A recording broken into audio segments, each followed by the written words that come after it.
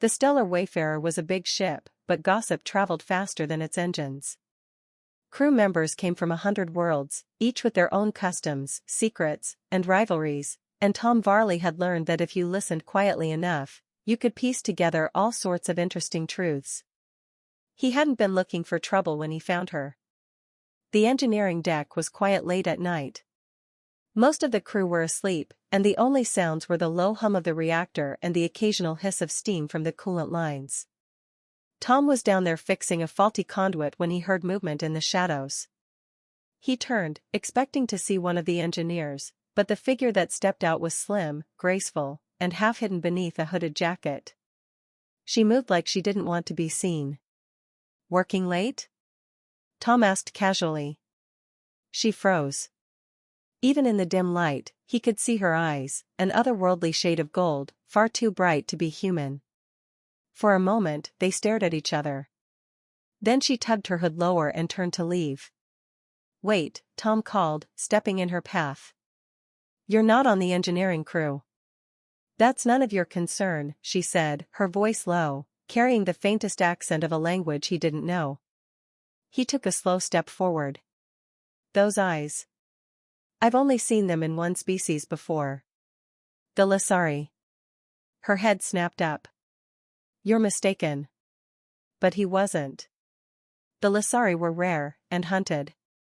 Their royal bloodlines were rumored to carry genetic abilities others would pay fortunes to control. Many Lasari traveled in disguise, hiding their heritage from the galaxy's predators. Tom's gaze locked on hers. "You're one of them." Her lips pressed into a thin line. "If you say that to anyone," she trailed off, but there was steel in her tone. He shrugged. "Not my business, unless you make it mine." She hesitated, then took a step closer. "What do you want to keep my secret?" The words were almost a whisper, but there was no mistaking the edge of desperation in them.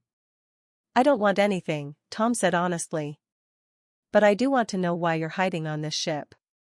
Her golden eyes studied him, weighing whether he could be trusted. Finally, she spoke. "My name is Arya. I am not just Lasari. I am Lasari royalty. My family was overthrown, and my people scattered.